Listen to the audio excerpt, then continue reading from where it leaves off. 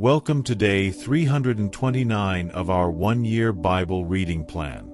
Today, in Ezekiel 33, God reminds Ezekiel of his role as a watchman, someone who warns others out of love. In Ezekiel 34, God rebukes unfaithful shepherds and promises to shepherd his people himself. And in 1 Peter 4, we're encouraged to arm ourselves with the mindset of Christ, even in suffering. Let's dive in. Ezekiel chapter 33. The word of the Lord came to me.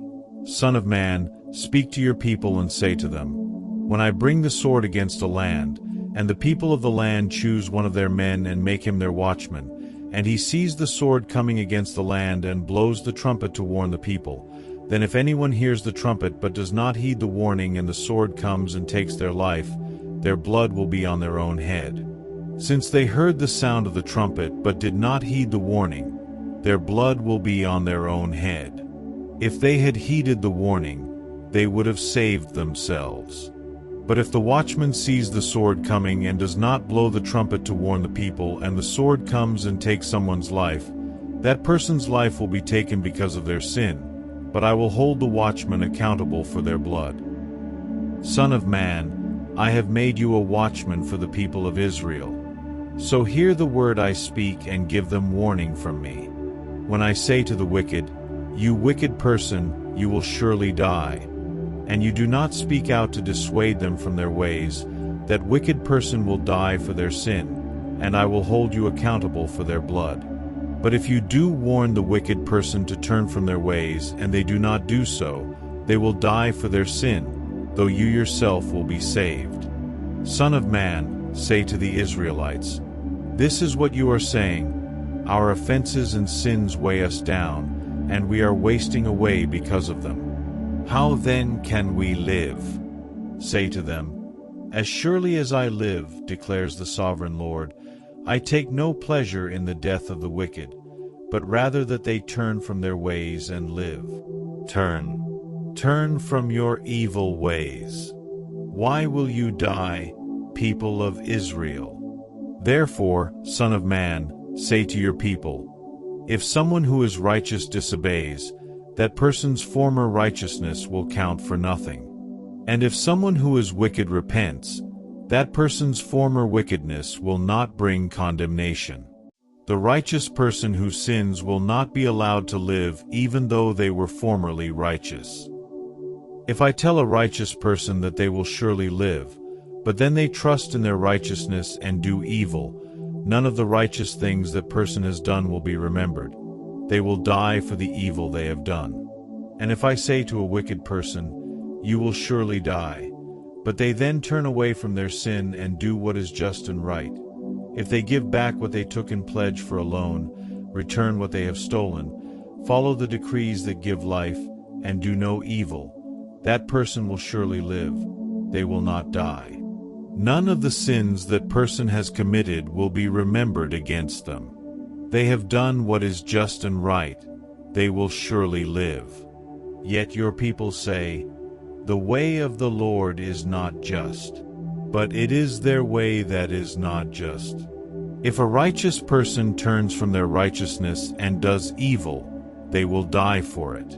And if a wicked person turns away from their wickedness and does what is just and right, they will live by doing so. Yet you Israelites say, the way of the Lord is not just, but I will judge each of you according to your own ways. In the 12th year of our exile, in the 10th month on the 5th day, a man who had escaped from Jerusalem came to me and said, the city has fallen. Now the evening before the man arrived, the hand of the Lord was on me, and he opened my mouth before the man came to me in the morning. So my mouth was opened, and I was no longer silent. Then the word of the Lord came to me, Son of man, the people living in those ruins in the land of Israel are saying, Abraham was only one man, yet he possessed the land. But we are many. Surely the land has been given to us as our possession. Therefore say to them, this is what the sovereign Lord says, Since you eat meat with the blood still in it and look to your idols and shed blood, should you then possess the land? You rely on your sword, you do detestable things, and each of you defiles his neighbor's wife. Should you then possess the land? Say this to them: This is what the sovereign Lord says: As surely as I live, those who are left in the ruins will fall by the sword. Those out in the country I will give to the wild animals to be devoured, and those in strongholds and caves will die of a plague. I will make the land a desolate waste, and her proud strength will come to an end, and the mountains of Israel will become desolate so that no one will cross them. Then they will know that I am the Lord, when I have made the land a desolate waste because of all the detestable things they have done. As for you, Son of man, your people are talking together about you by the walls and at the doors of the houses, saying to each other, Come and hear the message that has come from the Lord. My people come to you, as they usually do, and sit before you to hear your words, but they do not put them into practice. Their mouths speak of love, but their hearts are greedy for unjust gain. Indeed, to them you are nothing more than one who sings love songs with a beautiful voice and plays an instrument well, for they hear your words but do not put them into practice. When all this comes true, and it surely will, then they will know that a prophet has been among them. Ezekiel chapter 34. The word of the Lord came to me: Son of man, prophesy against the shepherds of Israel. Prophesy and say to them, This is what the sovereign Lord says: Woe to you, shepherds of Israel, who only take care of yourselves. Should not shepherds take care of the flock? You eat the curds, clothe yourselves with the wool, and slaughter the choice animals, but you do not take care of the flock. You have not strengthened the weak, or healed the sick, or bound up the injured. You have not brought back the strays, or searched for the lost. You have ruled them harshly and brutally. So they were scattered because there was no shepherd, and when they were scattered they became food for all the wild animals. My sheep wandered over all the mountains and on every high hill. They were scattered over the whole earth, and no one searched or looked for them. Therefore, you shepherds, hear the word of the Lord. As surely as I live, declares the sovereign Lord, because my flock lacks a shepherd, and so has been plundered and has become food for all the wild animals, and because my shepherds did not search for my flock but cared for themselves rather than for my flock, therefore, you shepherds, hear the word of the Lord. This is what the sovereign Lord says: I am against the shepherds, and will hold them accountable for my flock. I will remove them from tending the flock so that the shepherds can no longer feed themselves. I will rescue my flock from their mouths, and it will no longer be food for them. For this is what the sovereign Lord says: I myself will search for my sheep and look after them. As a shepherd looks after his scattered flock when he is with them, so will I look after my sheep. I will rescue them from all the places where they were scattered on a day of clouds and darkness. I will bring them out from the nations and gather them from the countries, and I will bring them into their own land. I will pasture them on the mountains of Israel, in the ravines and in all the settlements in the land. I will tend them in a good pasture, and the mountain heights of Israel will be their grazing land.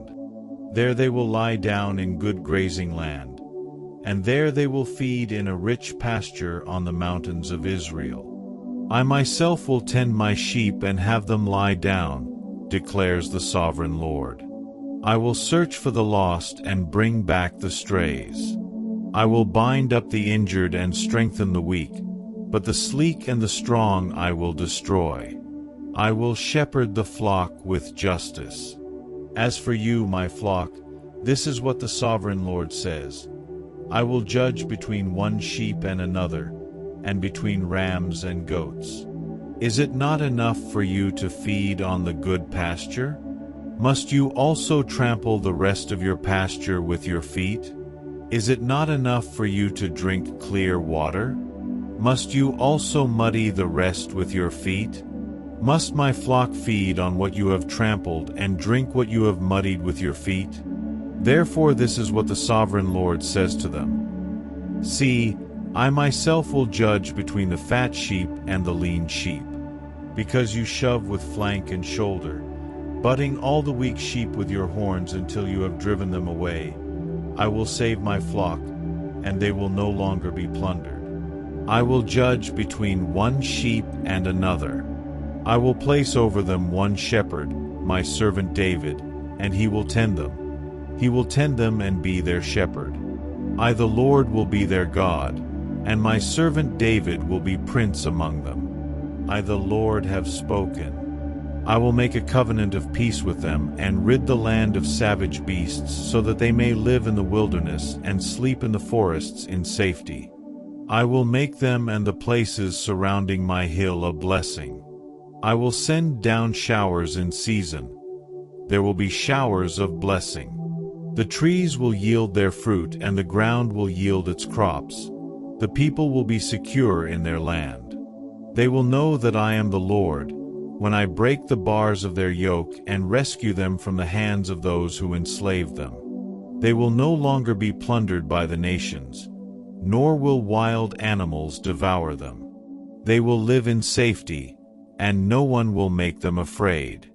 I will provide for them a land renowned for its crops, and they will no longer be victims of famine in the land or bear the scorn of the nations. Then they will know that I, the Lord their God, am with them, and that they, the Israelites, are my people, declares the Sovereign Lord. You are my sheep, the sheep of my pasture, and I am your God, declares the Sovereign Lord. 1 Peter chapter 4. Therefore, since Christ suffered in his body, arm yourselves also with the same attitude, because whoever suffers in the body is done with sin. As a result, they do not live the rest of their earthly lives for evil human desires, but rather for the will of God.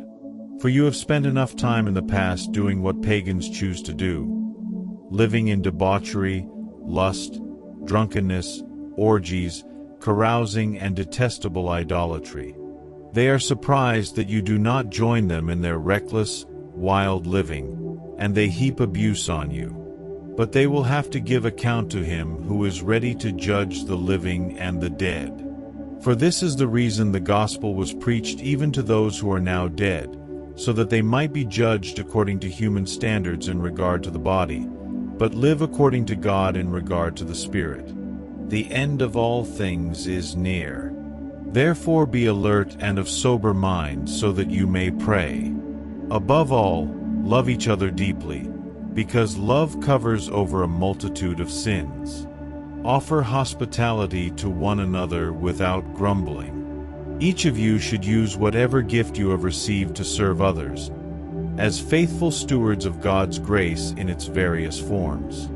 If anyone speaks, they should do so as one who speaks the very words of God. If anyone serves, they should do so with the strength God provides, so that in all things God may be praised through Jesus Christ. To him be the glory and the power forever and ever. Amen.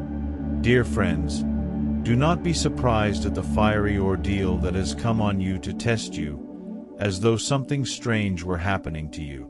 But rejoice inasmuch as you participate in the sufferings of Christ, so that you may be overjoyed when his glory is revealed.